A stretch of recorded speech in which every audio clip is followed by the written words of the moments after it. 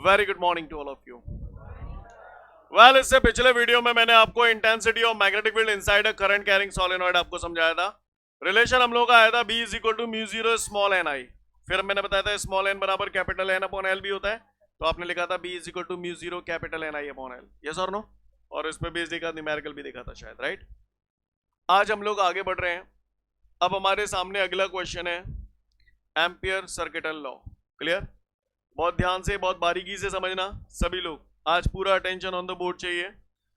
और ये उन लोगों को ज्यादा बेहतर समझ में आएगा जिन्होंने चैप्टर 1 पढ़ रखा है, गॉस थ्योरम। क्लियर? जो भी मैं पढ़ाने जा रहा हूं उसे आप गॉस थ्योरम के साथ रिलेट करना, चीजें समझ में आएंगी। ठीक है? तो पहले मैं जो बोल रहा हूं उसे हम लोग ध्यान से सुनेंगे सभी लोग। एम्पियर सर्किटल लॉ है क्या? कोई भी आपको एम्पियर सर्किटल लॉ जब हमें प्रूव करना, हटाओ इसे यहां से, खाली करो इस जगह को।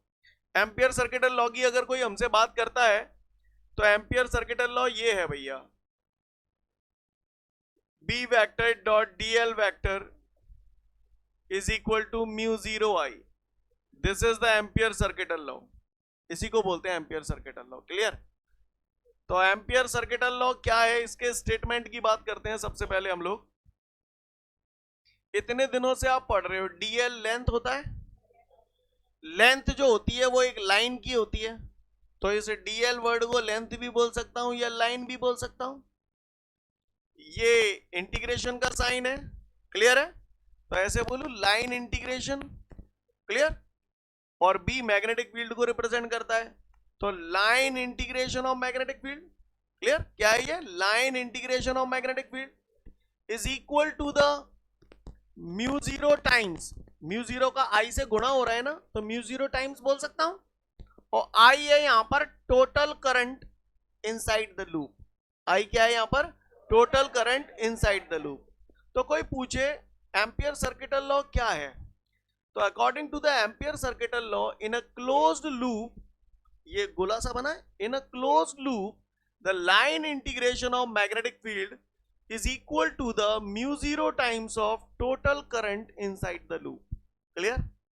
गोली मारो इसको, यहीं पटकते हैं 2 मिनट के लिए। हम चलते हैं चैप्टर नंबर 1 की तरफ। क्लियर? सब लोग बहुत ध्यान से सुनिएगा तो ही बातें समझ में आएंगी, अदरवाइज बम्पर हिट जाएगा। क्लियर है? और इससे पहले कि मैं चैप्टर 1 की तरफ चलूं, मुझे कुछ छोटी छोटी बातें बता दीजिए, क्योंकि ये बातें लगेंगी। राइट? आप मुझे बताओ, ये कोई करंट कैरिंग कंडक्टर है, करंट कैरिंग वायर है, डॉट डॉट डॉट बना दिया, इसका मतलब क्या है? इनफाइनाइट लेंथ का वायर है। करंट कैरिंग वायर के कारण इससे आर डिस्टेंस पे कोई पॉइंट है, इस पॉइंट पर मैग्नेटिक फील्ड का फॉर्मूला बता सकते हैं? क्या फॉर्मूला है? Mu zero upon 4 pi 2 I upon R. सबको मालूम है? अभी यूज करूंगा इस फॉर्मूले को, इसलिए बोल रहा हूं। किसी ने भी पूछा intensity of magnetic field at any point due to a straight current carrying wire of infinite length, the relation is B is equal to mu zero upon 4 pi 2 I upon R. Got it everyone? Formula सभी को पता है? आगे बढ़ूं? ये बात भी हमको पता है, अच्छी बात है। अब आप गौर से सुनिएगा, थोड़ा सा इसके पिक्चर की बात करता हूं, समझने की कोशिश करिएगा। इसी फिगर को मैं दोबारा बना रहा हूं। क्लियर? अब आप बताओ, थोड़ी देर के लिए ये वायर है, इसमें करंट कहां बह रहा है?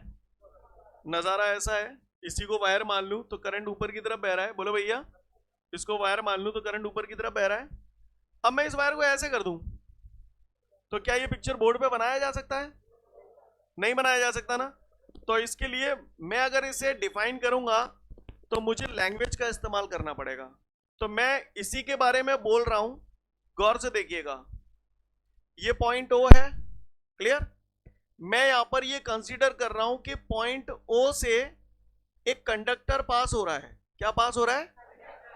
और ये जो कंडक्टर है वो बोर्ड के प्लेन के परपेंडिकुलर है। और करंट किस तरफ बह रहा है आप बताओ? वायर ऐसे था, अब मैंने इस वायर को ऐसे कर दिया तो करंट किस तरफ बह रहा है? तुम्हारी तरफ बह रहा है, आउटवर्ड डायरेक्शन में बह रहा है। क्लियर? यानी मैं लैंग्वेज में, अगर मुझे यहां पर ये वायर दिखाना है तो ये बोर्ड पे बनाया तो नहीं जा सकता, तो मैं इसे लैंग्वेज में लिखूंगा, here I have consider a conductor which is perpendicular to the plane of the board.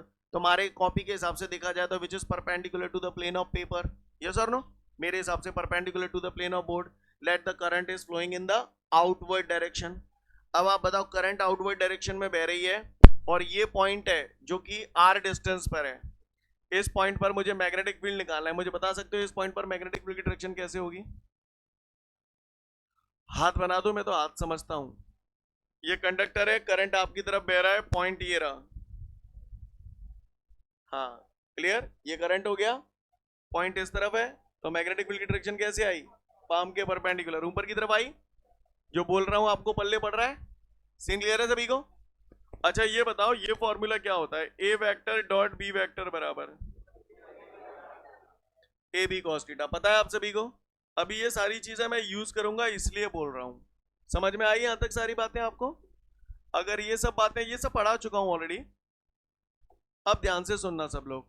अब मैं बात कर रहा हूं चैप्टर नंबर 1 की, गॉस थ्योरम की। ठीक है, गॉस थ्योरम की अगर मैं बात करूं तो गॉस थ्योरम हमने पढ़ी थी। कोई मुझे बता सकता है गॉस थ्योरम का इस्तेमाल हम काहे के लिए करते थे? एक हाथ तो बता दो। जगह जगह हम गॉस थ्योरम लगाते थे, तो काहे के लिए लगाते थे? हाँ ये बात सही है कि गॉसियन सरफेस जो होती थी वो क्लोज सरफेस के लिए एप्लीकेबल होती थी। और आप बताओ मुझे, इधर देखो, जैसे ये स्फेरिकल कंडक्टर है, इसको चार्ज दे दिया और किसी ने पूछा इस चार्ज स्फेरिकल कंडक्टर के कारण इसके पास स्थित किसी पॉइंट पर इंटेंसिटी ऑफ इलेक्ट्रिक फील्ड की वैल्यू कैलकुलेट कीजिए। या किसी ने बोला ये सिलेंड्रिकल कंडक्टर है, इसको हमने चार्ज दे दिया तो चारों तरफ इलेक्ट्रिक फील्ड पैदा होगा। किसी ने पूछा इस पॉइंट पर इंटेंसिटी ऑफ इलेक्ट्रिक फील्ड की वैल्यू बताइए। तो इस तरीके से कोई भी फिगर दे दिया और उसने पूछा किसी पॉइंट पर इंटेंसिटी ऑफ इलेक्ट्रिक फील्ड की वैल्यू बताइए, तो वहां पर हम लोग गॉस थ्योरम का इस्तेमाल करते थे। यानी कहने का तात्पर्य यह है कि गॉस थ्योरम का इस्तेमाल किसी भी पॉइंट पर इंटेंसिटी ऑफ इलेक्ट्रिक फील्ड की वैल्यू निकालने के लिए करते थे। किसी भी जगह अगर हमें intensity of electric field calculate करना होता था तो वहां पर हम लोग गॉस थ्योरम लगाते थे। और गॉस थ्योरम ये कहती थी कि जिस पॉइंट पर आपको इंटेंसिटी ऑफ इलेक्ट्रिक फील्ड निकालनी है, उस पॉइंट पर दिए गए चार्ज डिस्ट्रीब्यूशन के सिमेट्रिकली एक सरफेस ड्रॉ कीजिए। कोई मुझे बता सकता है इस सरफेस को क्या बोलते हैं? हाँ याद आ रहा है कुछ?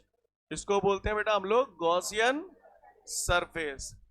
ऐसे यहां पर सिलेंड्रिकल कंडक्टर के कारण इस पॉइंट पर इलेक्ट्रिक फील्ड निकालना है, तो फिर इस पॉइंट पर दिए गए चार्ज डिस्ट्रीब्यूशन के सिमेट्रिकली एक सरफेस ड्रॉ करेंगे। तो ये मैंने सिमेट्रिकली एक सरफेस ड्रॉ कर दी।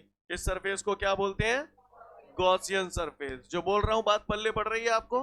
यानी मैं ये कहना चाहता हूं कि गॉस थ्योरम का इस्तेमाल किसी भी पॉइंट पर इंटेंसिटी ऑफ इलेक्ट्रिक फील्ड की वैल्यू कैलकुलेट करने के लिए करते थे। याद आ रही है बात सभी को? अच्छा, गॉस थ्योरम का फॉर्मूला पढ़ा था हमने, phi is equal to sigma Q upon epsilon zero, अगर आपको याद हो तो। क्लियर? क्या मैं इस फॉर्मूले को ऐसे लिख सकता हूं, phi is equal to 1 upon epsilon zero into sigma Q? याद आ रहा है? तो यहां पर आप उसका स्टेटमेंट बोला करते थे, द इलेक्ट्रिक फ्लक्स, फाई क्या है यहां पर? केवल electric flux, electric flux which is passing through a close surface. यही तो पढ़ते थे आप, electric flux which is passing through a close surface is equal to the 1 upon epsilon zero times of total charge. केवल total charge, total charge present inside the close surface. यही पढ़ा था हमने। मैं फिर से बोल रहा हूं, according to the Gauss theorem the electric flux which is passing through a close surface is equal to the 1 upon epsilon zero times of total charge present inside the. हाँ याद आ रहा है? यानी इन शॉर्ट फिर से बोल रहा हूं, गॉस थ्योरम का इस्तेमाल किसी भी पॉइंट पर इंटेंसिटी ऑफ इलेक्ट्रिक फील्ड की वैल्यू कैलकुलेट करने के लिए करते थे। क्लियर है? जिस पॉइंट पर intensity of electric field calculate करनी होती थी, वहां पर दिए गए चार्ज डिस्ट्रीब्यूशन के सिमेट्रिकली एक सरफेस ड्रॉ करते थे, जिसे हम लोग गॉसियन सरफेस बोलते थे। क्लियर है? और ये गॉस थ्योरम है हमारी। सही बोल रहा हूं? इसमें phi electric flux passing through a close surface, sigma Q क्या है यहां पर? Total charge present inside the close surface. जो बोला आपको पल्ले पड़ा। अब मैं आता हूं एम्पियर सर्किटल लॉ पे। क्लियर? ये चैप्टर 1 की बात थी। जिस प्रकार गॉस थ्योरम का इस्तेमाल किसी भी पॉइंट पर इंटेंसिटी ऑफ इलेक्ट्रिक फील्ड की वैल्यू कैलकुलेट करने के लिए किया जाता है, ठीक उसी प्रकार एम्पियर सर्किटल लॉ का यूज किसी भी पॉइंट पर इंटेंसिटी ऑफ मैग्नेटिक फील्ड की वैल्यू कैलकुलेट करने के लिए किया जाता है। समझ गए? सेम है। क्लियर? जिस प्रकार जिस पॉइंट पर हमें इंटेंसिटी ऑफ इलेक्ट्रिक फील्ड निकालनी होती थी गॉस थ्योरम में, तो वहां पर दिए गए चार्ज डिस्ट्रीब्यूशन के सिमेट्रिकली एक सरफेस ड्रॉ करते थे, जिसे आप कौन सा सरफेस बोलते थे? ठीक उसी प्रकार यहां पर भी जिस पॉइंट पर आपको इंटेंसिटी ऑफ मैग्नेटिक फील्ड निकालनी है, वहां पर उस पॉइंट पर दिए गए करंट के चारों तरफ एक लूप बना देते हैं। ऐसे लूप को बोलते हैं एम्पीरियन लूप। क्या बोलते हैं? Amperian loop. समझ पा रहे हैं मेरी बात को? और एम्पियर सर्किटल लॉ ये है। अब आप गौर से सुनिएगा, जैसे गॉस थ्योरम केवल क्लोज सरफेस में अप्लाई होती थी, वैसे ही एम्पियर सर्किटल लॉ हर जगह अप्लाई नहीं होता, वो केवल और केवल क्लोज लूप के अंदर अप्लाई होता है। लूप समझते हो? घेरा।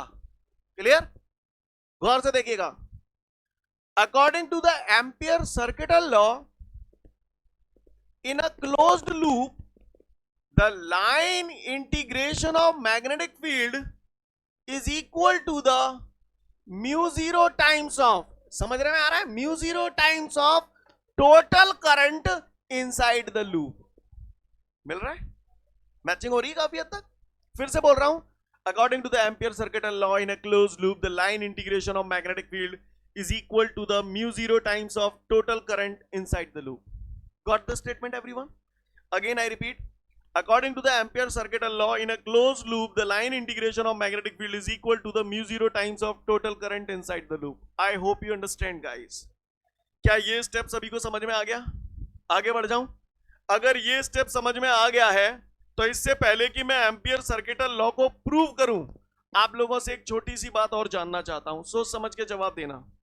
ये सर्कल है, ये काम आप कर चुके हो। इस पे मैंने कोई स्मॉल एलिमेंट कंसीडर किया डीएल, ठीक है भैया? तो ऐसे ये भी डीएल ही होगा, ये भी डीएल होगा। ऐसे छोटे छोटे डीएल बहुत सारे हैं। इन सभी डीएल को अगर ऐसे जोड़ूं तो क्या लाएगा? और ये एल काय के बराबर होगा? सबको पता है, पहले भी बता चुका हूं। आज नए अंदाज में पूछ रहा हूं, गधों की तरह रिएक्ट मत करना, सोच समझ के जवाब देना। तैयार हो? आ जाओ। काय ये स्मॉल एलिमेंट है, ये सेंटर है, तो स्मॉल एलिमेंट यहां पर जो एंगल बनाएगा वो स्मॉल एंगल बनाएगा या बिग एंगल बनाएगा? स्मॉल एंगल को काय से डिनोट करूं? D theta. यस और नो? ऐसे ये भी एक स्मॉल एलिमेंट है, ये भी डी थीटा ही बनाएगा। ये भी स्मॉल एलिमेंट है, ये भी डी थीटा ही बनाएगा। ऐसे ये सब स्मॉल स्मॉल एलिमेंट है, तो ये भी d theta d theta d theta d theta d theta. इन सभी डी थीटास को अगर जोड़ूं तो काय के बराबर आएगा? और ये थीटा काय के बराबर होगा? हाँ, 360 डिग्री। 360 डिग्री का एंगल हो गया ये। 360 डिग्री को बोलूं टोपा, 2 पाई बोलो भैया, क्योंकि पाई 180 डिग्री होता है। 180 इंटू 2 360 डिग्री। समझ में आया? कितने लोगों को ये स्टेप पल्ले पड़ गया? अगर ये बात पल्ले पड़ गई तो कहानी खत्म। समझ गए? अब मैं एम्पियर सर्किटल लॉ में जो भी करूंगा आप लोग जवाब देंगे। जवाब दोगे? तैयार हो? चलिए तो फिर देखते हैं हम लोग एम्पियर सर्किटल लॉ की बात करते हैं। तैयार? गौर से सुनिएगा सब लोग, ध्यान से। एम्पियर सर्किटल लॉ बोले तो हमको ये लाना है,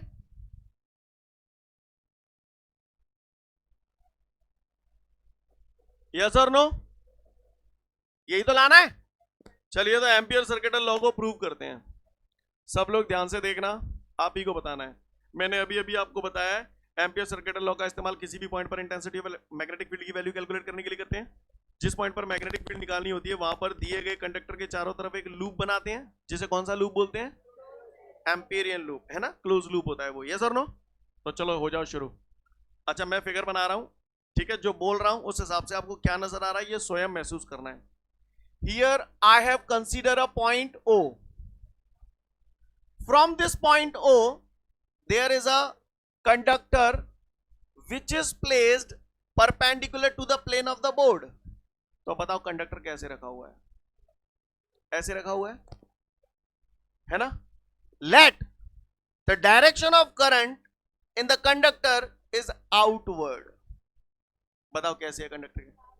अब इन चीजों को बोर्ड पे बनाया तो नहीं जा सकता, तो लैंग्वेज के फॉर्म में लिखा जाता है। तो करंट ऐसे बह रहा है। So here I am considering a conductor which is perpendicular to the plane of the board and current is flowing in the outward direction. अब करंट फ्लो हो रहा है, कंडक्टर में करंट फ्लो हो रहा है, तो चारों तरफ क्या पैदा होगा?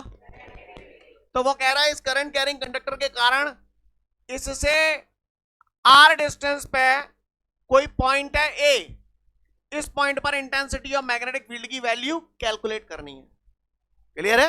वो कह रहा है करंट कैरिंग कंडक्टर है, करंट ऐसे आपकी तरफ बह रहा है और इस ए पॉइंट पर इंटेंसिटी ऑफ मैग्नेटिक फील्ड की वैल्यू कैलकुलेट करनी है।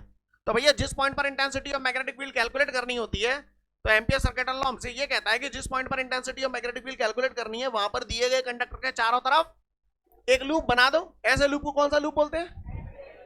तो मैंने कंडक्टर तो ऐसे रखा है, तो इसके चारों तरफ लूप ऐसे ही तो आएगा। तो मैंने इसके चारों तरफ ये क्या बना दिया? लूप बना दिया। आपको मेरी बात समझ में आ रही है? इस लूप को कौन सा लूप बोलूंगा? Amperian loop. सबन ने अपने अपने नाम पे दे दो। जैसे गॉस थ्योरम दी तो उसने गॉसियन सरफेस बोल दिया, एम्पियर है ना, एम्पियर ने अपना नाम दे दिया एम्पीरियन लूप। सीन क्लियर सभी को? अब आप बताओ करंट किस तरफ बह रहा है?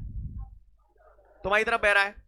अब आप बताओ इस ए पॉइंट पर, अच्छा आपने जो एम्पीरियन लूप बनाया कितनी रेडियस का बनाया? आर रेडियस का बनाया। अच्छा करंट की डायरेक्शन बताओ ए पॉइंट पर, सॉरी करंट की नहीं, मैग्नेटिक फील्ड की डायरेक्शन बताओ किधर होगी? समझ गए? करंट आपकी तरफ है, पॉइंट ए है, पॉइंट की तरफ इशारा कर रहा है, तो मैग्नेटिक फील्ड ऐसे होगी। तो यानी मैग्नेटिक फील्ड कैसे हो गई? ऐसे। यस और नो?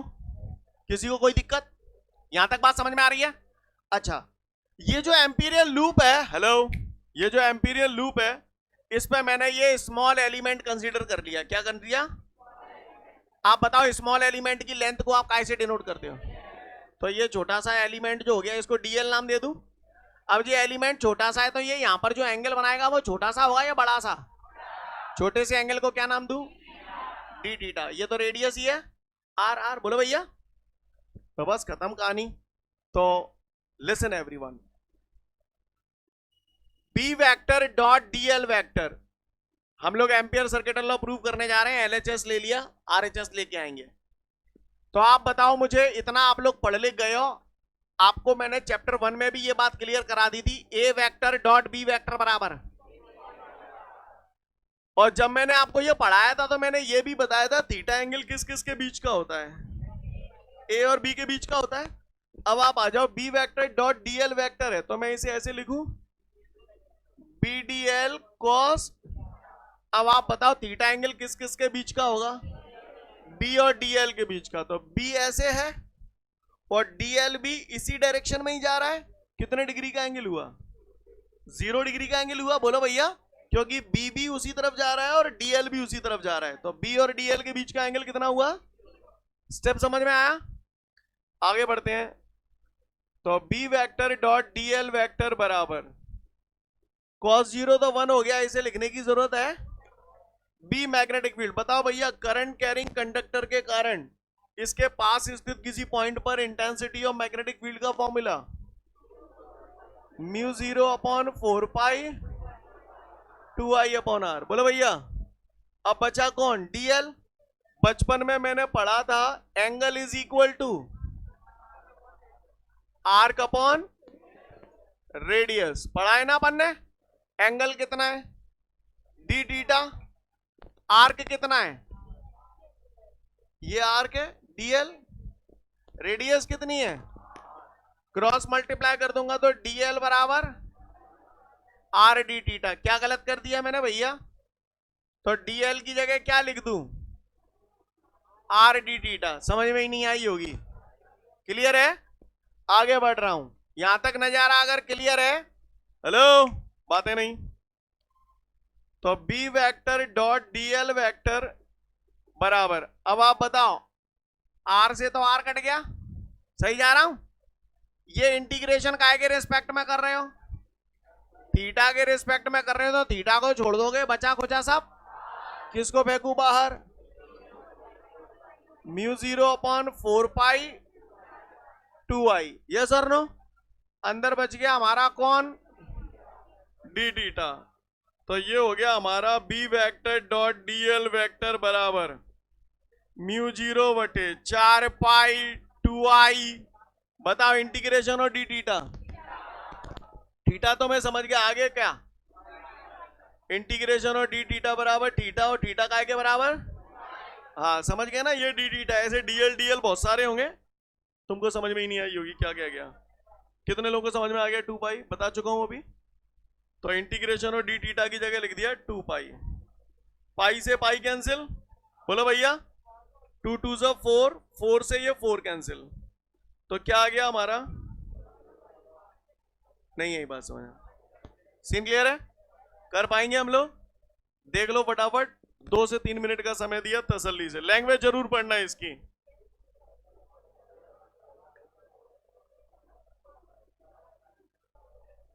उम्मीद करता हूं सभी का हो गया होगा, जिनका हो गया अच्छी बात है। इसका एक और मेथड बता रहा हूं, जिसको जो अच्छा लगे उससे कर ले, ठीक है, तो तैयार है सब लोग, आइए दूसरा मेथड देखते हैं। यहां तक का तो नजारा क्लियर है, अब आप गौर से देखिएगा।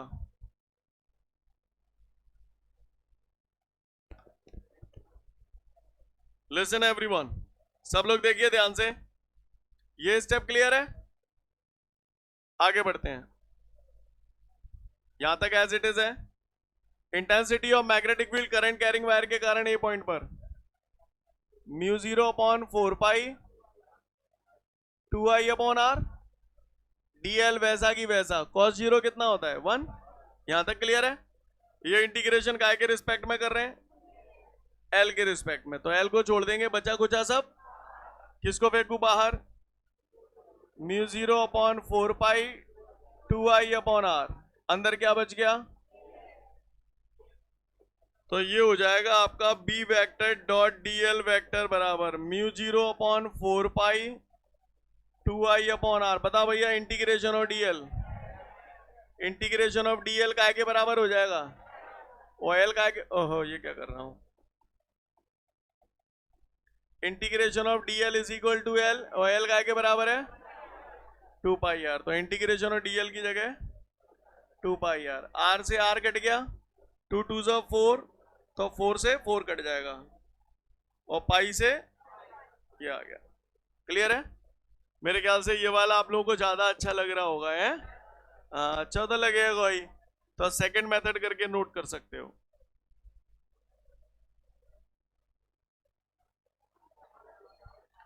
चलिए उम्मीद करता हूं सभी ने नोट कर लिया होगा।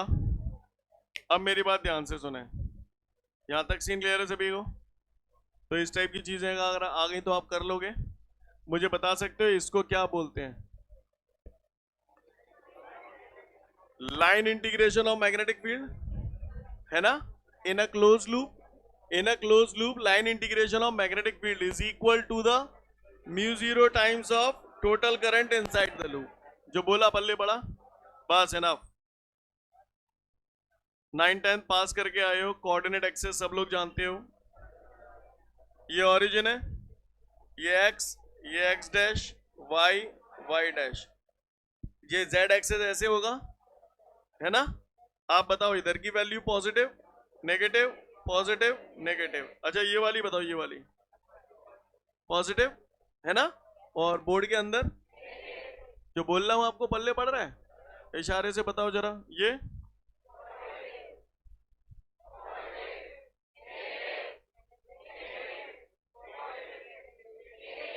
नेगेटिव,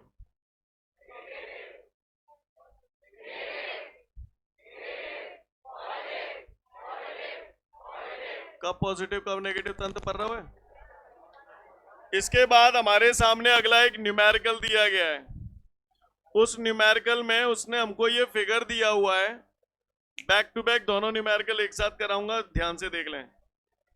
उसने मुझसे बोला है लूप सी, ये लूप सी है, क्लोज्ड लूप है, तो वो कह रहा है लूप सी के अलोंग, हेलो, लूप सी के along line integration of magnetic field निकालना है, line integration of magnetic field निकालना है, यानी इसकी बात कर रहा है, बोलो भैया। वो कह रहा है ये फिगर दिया गया है, इसमें लूप सी के along line integration of magnetic field निकालना है, तो भैया मैं ज्यादा पढ़ा लिखा नहीं हूं, मुझे इतना मालूम है कि ये जो line integration of magnetic field है along the loop is equal to the μ0 times of total current inside the loop, यानी मुझे यहां पर क्या लिखना है, total current inside the loop. तो गौर से सुनिएगा, total current inside the loop, I1 current dot से रिप्रेजेंट कर रहा है, यानी I1 करंट किस तरफ है, तो ये पॉजिटिव लू या नेगेटिव, तो टोटल करंट लेना है ना, तो ये प्लस का I1, I2 कैसे लाऊं? नेगेटिव। तो total current inside the loop कितना हो गया? I1 minus I2। ये आ गया आंसर। नहीं आई बात समझ में? उसने मुझसे पूछा था along the loop C line integration of magnetic field कितना होगा, तो इतना होगा। बात समझ में आई?